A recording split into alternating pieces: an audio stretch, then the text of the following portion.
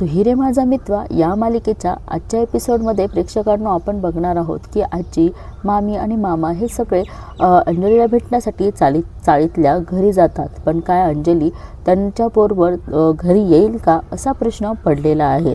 तर चला प्रेक्षकांना सुरुवात करूया आजच्या रिव्ह्यूला.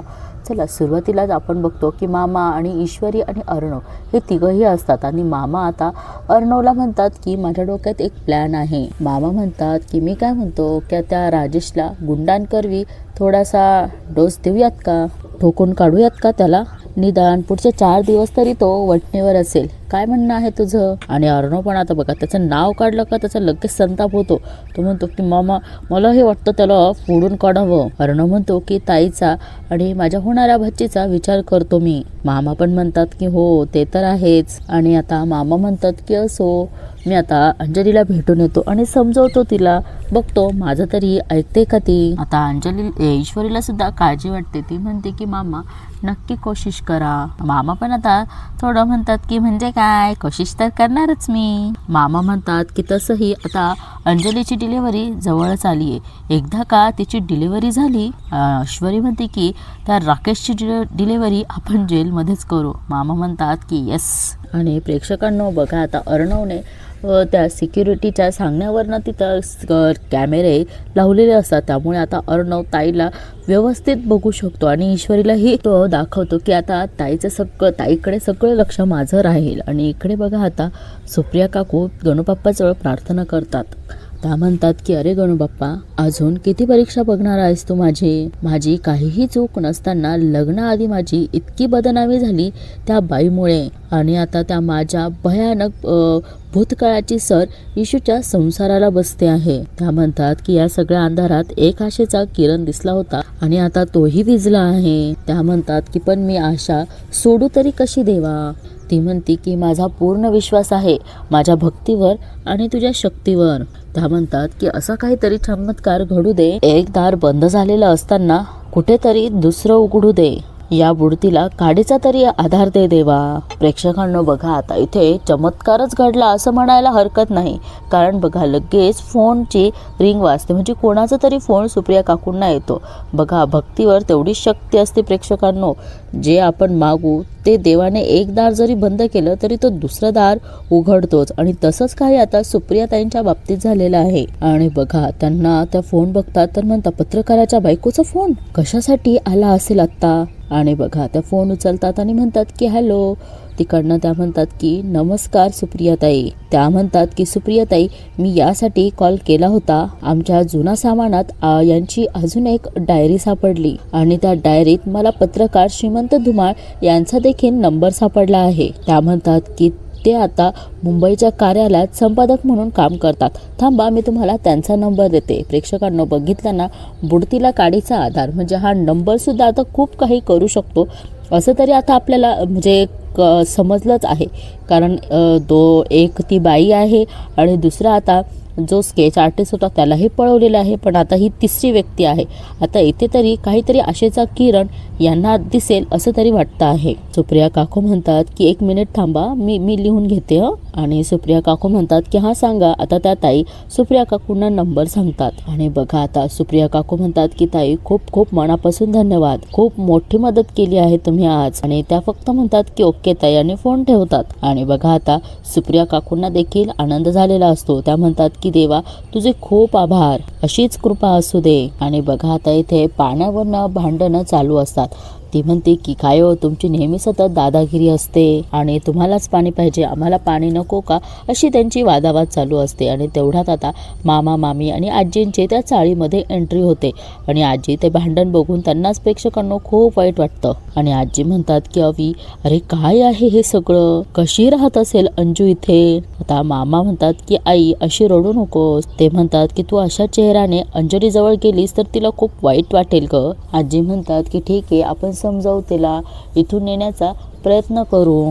काय आलं रे तिच्या नशिबात हे. आता मामी बघा, मामीच्या तोंडाला तर काही हाडच नाहीये जिभेला. त्या वाटेल ते बोलतात. ते म्हणतात की आपल्याच माणसानं वाटेल ते करायचं आणि नशिबाला दोष देत बसायचं. याला काय अर्थ आहेत आई? तर मामा पण म्हणतात की बरं. मामा म्हणतात की आई सगळं ठीक होईल, तू अजिबात काळजी करू नकोस. आणि प्रेक्षकांना बघा आता इकडे अंजली ना कांदा चिरत असते आणि तिला त्रास देखील होत असतो आणि हे सगळं मामा मामी आणि आजी बघत असतात. आणि बघा आजींना हे बघून खूप वाईट वाटतं. मामी तेवढ्यात आवाज देतात की अंजली. मामी म्हणतात की येऊ का? अंजलीला खूप आनंद होतो. ती म्हणते की मामा मामी आजी या ना. ती नंतर म्हणते की अहो पाहिलत का कोण आला आहे? आणि प्रेक्षकांना बघा आता राजेश म्हणतो की काय असं अचानक कसं काय येणं केलं? मामा म्हणतात की बघायला आलो तुम्हाला. आणि मामा म्हणतात की जावई बापू घ्या तुमच्यासाठी खाऊ आणलाय. हा राजेश हातात घेतो आणि म्हणतो की कुशाल मामा कशाला एवढा त्रास घेतला? अंजली म्हणते की तुम्ही सगळे बसा, मी चहा बनवून आणते. तेवढ्यात राजेश म्हणतो की अगं अंजली तू थांब, मी करतो चहा. अंजली म्हणते की अहो असं काय करताय? करते मी. तो म्हणतो की अगं सगळं आले तर छान गप्पा मारना आणि चहा करायला असा कितीसा वेळ लागतोय, मी करतो. हा राजेश म्हणतो की बरं गरमागरम समोसे मागवलेत मामा, खाऊन घ्या. आणि बघा आता आजींना अंजलीला बघून खूप वाईट वाटतं बिचारा. आणि त्या म्हणतात की अंजू कशी आहेस ग बाळा? ते म्हणते की काय ग आजी तुझ्या डोळ्यात पाणी का? आनंदात आहेत मी खरंच. आता मामी पण म्हणतात की सारखी तुझीच काळजी असते ग बाई त्यांना. आता मामी अजून आगीत तेल ओतण्याचा प्रयत्न करतात. त्या म्हणतात की काय वेळ आली आहे तुझ्यावर अर्णव आणि ईश्वरीमुळे. आपल्या घरात किती सुखात आणि ऐशो आरामात राहत होती आणि इथे चाळीत. खरं सांगते अंजली मला तुझी अवस्था अजिबात बघवत नाहीये. आणि मामी म्हणतात की हा पण त्या ऐश्वरीच्या अगदी मनासारखी घडतं आहेत हे सगळं. आणि आता मामा बघा सावरण्याचा प्रयत्न करतात. ते म्हणतात की वल्लरी पुरे. आता मामी पण बघा म्हणतात की पुरे काय पुरे? अशा अवस्थेत चाळीत राहण्याची सवय तरी आहेत का आपल्या अंजलीला? आता अंजली म्हणते की अगं मामी खरंच मी खुश आहेत ग इथे. आणि आजी म्हणतात की अंजू तू कितीही समजावलंस ग तरी आमचं मन मानत नाही ग, तुझा त्रास बघवत नाहीये ग मला. आणि हा राजेश पण तेच म्हणतो बघा. ते आजी म्हणतायत ना ते काही खोटं नाहीये. प्रेक्षकांनो त्याला तिथे राहायचं नाही, त्याला ही बंगल्यात ऐशो आरामात राहण्याची सवय लागलेली आहे. हा राजेश म्हणतो की मला काय सवय आहे कुठेही राहायची काहीही खायची, पण अंजलीचं तसं नाहीयेत ना. आणि बघा आजींना रडायला येतं. त्या म्हणतात की हो म्हणूनच तर न्यायला आली मी तिला. आजी म्हणतात की अंजू मी तुझं काहीही ऐकणार नाहीये, मुकाटाने आमच्यासोबत चला बघू. आणि आता अंजली म्हणते की नाही आजी या घरात जे काही आहे ते यांच्या कष्टाचं आहे. आणि बघा आता मामा लगेच मत बघतात त्याच्याकडे, कारण मामांना माहिती असतं की सगळं काही अर्णवनेच केलेलं आहे. आणि इकडे अंजली म्हणते की आता आम्हाला तरी आमच्या बळावर जगता येऊ शकतं असं तरी वाटतं आहेत आम्हाला. आता मामांना पण वाटतं की ते म्हणतात की अगं अंजली या अशा वातावरणात. तेवढ्यात अंजली म्हणते की मामा सुखात आहे मी, समाधानी आहेत, हे सुद्धा दिवस रात्र खूप मेहनत करतात रे. आणि इकडे आता अंजली म्हणते की बघा थोडी परिस्थिती बघितली की आम्ही बदलली की जाऊ ना आम्ही सुद्धा फ्लॅटमध्ये राहायला, ते सुद्धा यांच्याच कष्टाच्या पैशाने. प्रेक्षकांनो हा कसला कष्ट आणि कसला काय, सगळं तर तो अर्णवच्या बळावरच करतो आहे. हा राजेश म्हणतो की आता सुद्धा दुप्पट कष्ट देणार आहेत मी तुला, पण तुला आता त्या राजशेखरांच्या घरात जायला भाग पाडतो की नाही ते बघ. आता मामा म्हणतात की अंजली बाळाचा तर विचार कर. अंजली लगेच म्हणते की अरे मामा चाळीत तर ही बाळ वाढतात की व्यवस्थित, आमचं सुद्धा बाळ वाढेल. आजी म्हणतात की बरं तू निदान एक डबा तरी लाव, म्हणजे तुला हे सगळं करत बसायला नको ग. आता अंजली पण म्हणते की हो ते करते मी, बघते घरगुती डबा लावते. आता आजी म्हणतात की चल निघू का आम्ही? मामी म्हणतात की काळजी घे ग बाळा. आता जावई बापू म्हणतात की अहो असं काय करताय, चहा तरी घेऊन जा, ठेवला आहे मी. बघा आजी म्हणतात की नाही नको. आणि बघा मामा आता थोडासा जोक करतात, म्हणजे वातावरण हास्यच राहावं म्हणून करतात. ते म्हणतात की अंजली काही लागलं तर मलम लाव. अंजली म्हणते की हं, ती हसते आणि म्हणते की मामा तू पण ना. आणि मामा म्हणतात की गंमत केली ग, हे बघ हे तुझं हसणं खरं आहे. ते म्हणतात की मला एवढंच म्हणायचंय, काही लागलं तर मला नक्की फोन कर. बघा आता हे लगेच निघतात. अंजली म्हणते की बरं वाटलं तुम्ही आलात. आणि प्रेक्षकांनो ते केल्यानंतर अंजली म्हणते की यांची काळजी समजते मला, पण माझ्या सुखापेक्षा यांचा मान जास्त महत्वाचा आहे मला. एक वेळ त्रास सहन करेल पण नवऱ्याचा अपमान नाही सहन करणार. इकडं हा राजेश ना हिच्या पुढे डोक्यालाच हात लावत असतो, कारण हे सगळं त्याच्याचमुळे झालेलं असतं ना. आणि बघा प्रेक्षकांनो आता यांना जो नंबर मिळाला असतो सुप्रिया काकूंना, ते लगेच फोन करतात आणि म्हणतात की हॅलो धुमाळ साहेब आहेत का? तो कर्मचारी म्हणतो तिथला की ते अजून आले नाहीये, दुपारपर्यंत येतील. आणि ते म्हणतात की तुमच्या ऑफिसचा पत्ता सांगू शकाल का तुम्ही. आणि बघा तो म्हणतो की हो लिहा ना, न्यू प्लाझा, फाटक मार्ग, दादर वेज. आणि सुप्रिया काकू म्हणतात की बरं ठीक आहे, थँक्यू. तो म्हणतो की वेलकम. आणि बघा आता सुप्रिया काकूंचा थोडासा आधार मिळतो. आता ते म्हणतात की आता लवकरच सगळं काही जगासमोर येईल. माझ्या नावाला लागलेला डाग आणि इशूच्या संसाराला लागलेलं ग्रहण आता लवकरच सुटेल. आणि प्रेक्षकांना आता हे सगळे जण घरी आलेले असतात. आणि आता ईश्वरी त्याच्यासाठी पाणी वगैरे देते. आजी म्हणतात की फार वाईट वाटतं रे अवी अंजलीला ह्या सगळ्या अवस्थेत बघून. आजी म्हणतात की नेमकी गरोदरपणातच तिच्यावर ही वेळ यावी ना. आता मामी पण म्हणतात की आई घर सोडताना या सगळ्याचा विचार करायला हवा होता ना तिने. आजी म्हणतात की फार काळजी वाटते रे मला तिची. त्या म्हणतात की अरे साधं पाण्याचं फिल्टर सुद्धा तिथे नाहीये.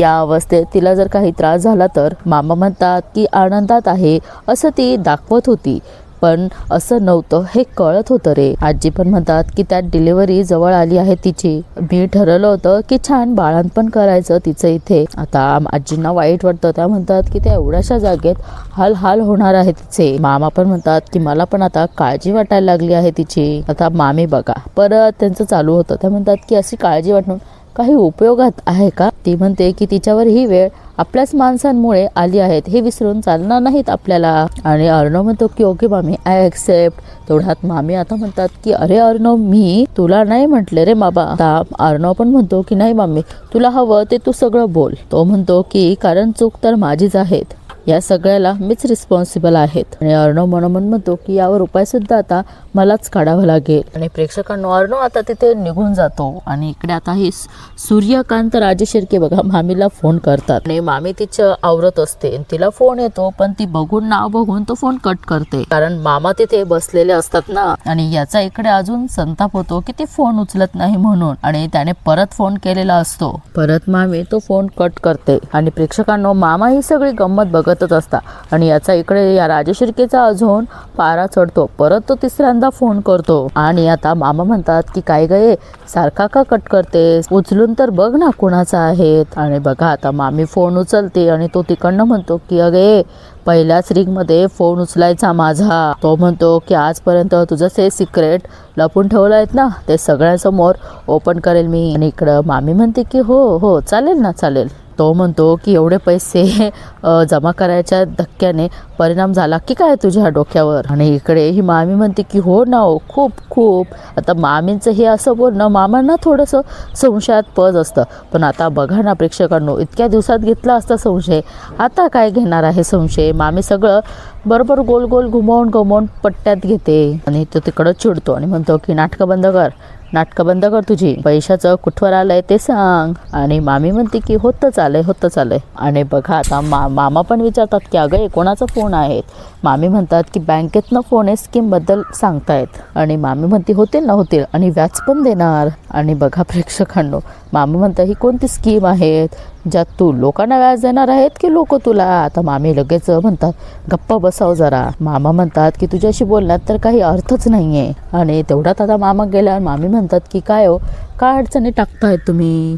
तो म्हणतो आवाज खाली. तो म्हणतो की 2 दिवस उरलेत आणि 2 दिवसात जर माझे पैसे मला मिळाले नाही पण तुला पोलीस कोठडी मिळेल एवढं मात्र नक्की. मामी म्हणतात की नाही मिळतील. आता याने पैसे मागितल्यावर मामीचे तर लाईटच लागतात. आणि बघा आता इकडे अर्णवने त्या राजेशला भेटायला बोलवलेला असतो आणि तो स्वतःचं जास्त कौतुक करतो. यार अश्रित काय म्हणता भिकारड्या राजेशला कसं काय बोलवलं केलं तुम्ही. आणि अर्णव म्हणतो की तुझ्यासाठी एक ऑफर आहे. तो म्हणतो की हो. आता अर्णव त्याला ऑफर देतो आणि त्याला सांगतो की तुला काही पैसे देतो आणि काही घरचं सामान देतो, टीव्ही, फ्रीज, वॉटर फिल्टर वगैरे ते तुझ्या चाळीतल्या घरी घेऊन जायचं. आणि अर्णव म्हणतो की ताईला असं सांगायचे तू की एक केस जिंकला आहे त्याचे तुला खूप सारे पैसे मिळाले. आणि अर्णव म्हणतो की एवढं तर ताईला कन्व्हिन्स करू शकतोस तू. राजेश म्हणतो की हो. तो म्हणतो की म्हणजे काय लहानपणापासून. आणि बघा आता अर्णव म्हणतो 1 मिनिट ताईला माझ्यासमोर फोन कर. आणि बघा त्याला आता फोन करायला लावतो आणि तो सगळं खरं ते सांगतो. म्हणजे जिथं खोटं बोलायचं असतं तिथं खरं बोलतो आणि जिथं खोटं खरं बोलायचं असतं तिथं अगदी खरंच बोलत असतो. आणि बघा तो म्हणतो की खोटं बोलण्यात एक्सपर्ट आहेत ना मी, पण आता खरंच बोलतो. आणि बघा आता तो खरंच बोलतो. इतकडे फोन लावते अंजलीला. आणि बघा आता तो राजेश म्हणतो की ॲक्च्युली मला अर्णवने भेटायला बोलवलं आणि तो मला काही सामान आणि पैसे ऑफर करतोय. आणि बघा म्हणतो की लाच देतो आहेत मला तो. आणि बघा सगळं उलटं पालटं सांगून देतो. म्हणजे अंजलीला अजून त्याच्या मनात राग, तिच्या मनात अजून त्याच्याबद्दल राग निर्माण होईल. आणि बघा प्रेक्षकांनो, इकडे परत त्याने अर्णवला तोंडावर पाडलेलं असतं. आणि तो म्हणतो की काही घेणार नाही मी अंजली त्याच्याकडनं, तुझा नवरा तुझ्यासारखा स्वाभिमानी आहे. अंजली पण तेच म्हणते की मला माहिती आहे तुम्ही त्याच्याकडनं काहीच घेणार नाही, मलाही तुमचा अभिमान वाटतो. रिजेक्ट करतो त्याची ऑफर, चल बाय. आणि बघा आता इकडे राजेश म्हणतो अर्णवला, काय कसा वाटला परफॉर्मन्स? आणि तो म्हणतो की काय रे चिंटुकल्या, काही पैसे घेऊन आणि काही सामान घेऊन मी परत त्या चाळीतल्याच घरी राहायचं, थोडा येडा आहेस का रे तू जरा? आणि तो राजेश म्हणतो की मला इथे यायचंय परत, इथे असे छोटे डाव नाही खेळत मी, मोठे डाव टाकतो. आणि राजेश म्हणतो की मी परत इथेच येणार तुझ्या या घरात, तेही वाजत गाजत फुल ऑन स्वॅगने. आणि आता ईश्वरी पण चिडून म्हणते की शेवटी अवकातीवर तर आलाच तू, पण एक लक्षात ठेव, एकदा का ताईची डिलेव्हरी झाली तर आम्ही तुझी डिलेव्हरी समोरच्या फुटपाथवरच करणार आहोत, कारण एक सर्टिफाईड भिकारी आहेस तू. आणि मग बस तिथे भीक मागत. आणि बघा अर्णव म्हणतो की भिकेचा प्लॅन नाही आवडला, तुला जेलमध्येच पाठवतो. वाजत गाजत फुल ऑन स्वॅग मध्ये तो म्हणतो की ओके मिस्टर घर जावई, हा बी किती निर्लज्ज आहे बघा. आणि म्हणतो की ओके, आणि म्हणतो की एकदम वाजत गाजत पाहिजे बुळा.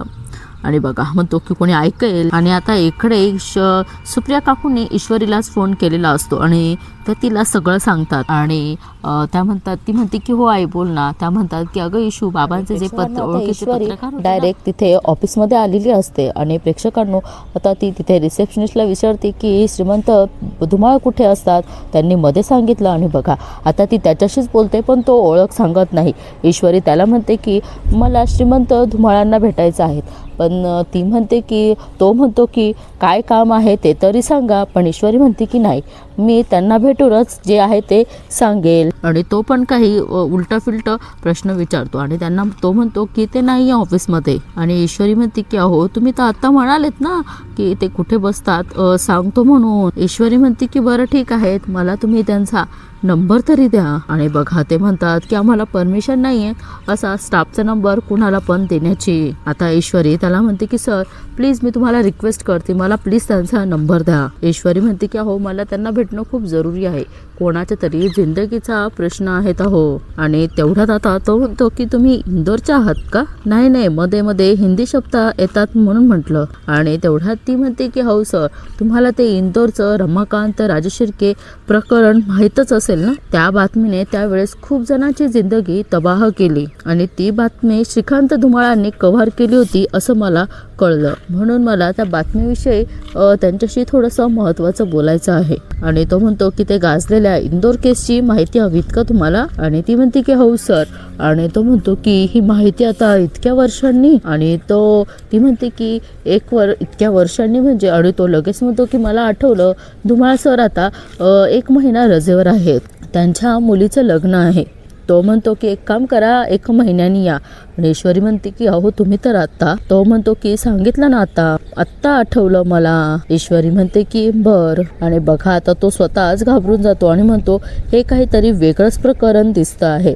आणि प्रेक्षकांनो आता ती बाहेर येते. आधी तो पोस्टर तिथे नव्हता आणि आता तो पोस्टर तिथे लागलेला आहे. आणि बघा प्रेक्षकांनो आता ती त्या पोस्टरकडे बघते आणि तिच्या लक्षात येतं की ज्या माणसाशी आपण बोलत होतो तोच माणूस आहे श्रीकांत धुमाळ, ज्यानेच ती बातमी कव्हर केली आहे. आणि तिला आठवतं त्याचं बोलणं. तो म्हणतो की धुमाळ सर 1 महिना रजेवर आहेत, त्यांच्या मुलीचं लग्न आहे. आणि ईश्वरी म्हणते की 12 किडे, मी आतापर्यंत ज्यांच्याशी बोलत होते तेच श्रीमंत धुमाळ आहेत. ईश्वरी म्हणते की पण मग ते खोटं का बोलले, काहीतरी प्रॉब्लेम नक्की आहे. आणि बघा प्रेक्षकांना ती जेव्हा मध्ये येऊन बघते तर ते तिथून निघून गेलेले असतात. आणि ती विचारते की इथे आता श्रीकांत धुमाळ होते ते कुठे? तो म्हणतो की ते तर गेले. आणि ईश्वरी म्हणते की म्हणजे श्रीकांत धुमाळ पळाला? पण का? आणि ईश्वरी म्हणते की हा श्रीकांत धुमाळ पळला का माझ्यापासून? आणि ती म्हणते की नक्कीच या मागे खूप मोठं षडयंत्र आहे. आणि कुठे भेटेल हा श्रीकांत धुमाळ? आणि एका बातमीबद्दल थोडी माहिती द्यायला हरकत काय आहे? तो या सगळ्यात सामील तर नाहीयेत. आणि ईश्वरी म्हणते की या सगळ्या प्रश्नांची उत्तरं शोधायचे असेल तर त्या श्रीकांत धुमाळला शोधून काढायलाच पाहिजे. ईश्वरी म्हणते की पण कसं? गणू बाप्पा तूच काहीतरी मार्ग दाखव बाबा आत्ता. आणि बघा तिकडं ते संपादक ऑफिस तिला दिसतं.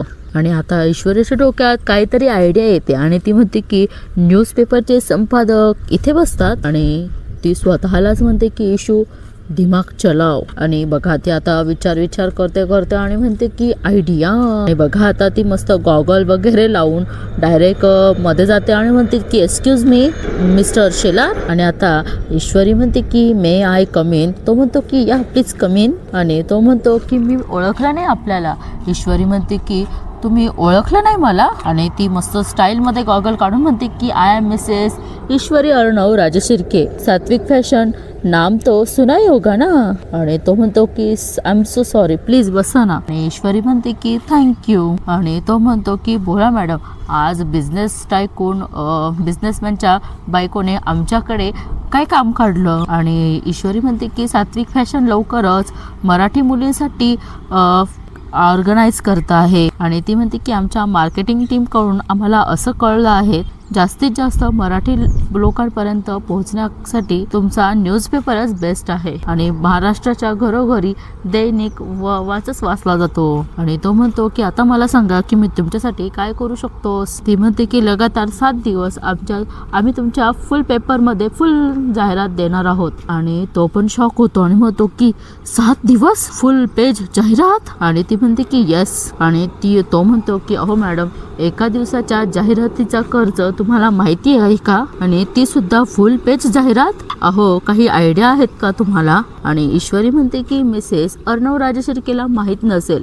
असं वाटतंय का तुम्हाला? आणि तो म्हणतो की सॉरी मॅडम, मीच चुकलो. ती म्हणते की चालेल मग आपण 7 दिवसांचं हे ॲड कॅम्पेन बुक करून टाकूयात. आणि तो म्हणतो की हो हो करूयात ना. ती म्हणते की 1 मिनिट, पण एक अट आहे. ती म्हणते की आपल्या ऑफिसमध्ये काम करणारे सिनियर पत्रकार श्रीकांत धुमाळ यांचा नंबर आणि ॲड्रेस हवा आहेत मला. ती म्हणते की तो मिळाला की तरच ती जाहिरात मिळेल. बघा प्रेक्षकांनो, आता ईश्वरीने त्याला बरोबर कव्हर केलेलं असतं आणि तिने त्याच्याकडनं पत्ता आणि ॲड्रेस बरोबर काढून घेतलेला असतो. आणि बघा काही स्टाईलने ती बाहेर पडलेली असते. आणि ईश्वरीच मनोमन म्हणते की येस, श्रीकांत धुमाळचा पत्ता आणि फोन नंबर मिळाला. आणि ईश्वरी म्हणते की श्रीकांत धुमाळ आता कुठेही लपून बसला, आता ही ईश्वरी तुला शोधून काढणारच. आणि प्रेक्षकांनो बघा, आता ईश्वरीने तर केलेलं असतं की त्याला शोधायचं, पण काय प्रेक्षकांनो, ईश्वरी खरंच त्याला शोधेल आणि तिची आई निर्दोष आहे हे सिद्ध करेल. प्रेक्षकांनो आपण बघूया की पुढील भागामध्ये काय दाखवलेलं आहे ते. आणि ही आता मामीला आता 50 लाखाचं टेन्शन आलेलं असतं. ते म्हणतात की कुठून दे एवढी मोठी रक्कम, ह्या 50 लाखाची शोध कशी करता येणार? आणि मामी म्हणतात की काहीतरी मोठंच करावं लागेल. आणि आता ईश्वरी बघा तिच्या आईला भेटायला गेलेली असते. ती म्हणते की आई अगं किती दिवस लपणार आहे तो श्रीकांत धुमाळ? आणि ईश्वरी म्हणते की जुनी उधारी आहेत, त्याला माहिती नाही की हम उधार रखते भी नाही उधार देते भी नाही. आणि अर्णव म्हणतो की तुझ्या आईला प्रूफ करण्यासाठी पुरावे नाही आहेत तुझ्याकडे? ईश्वरी म्हणते की अहो सर, मी त्यासाठीच तर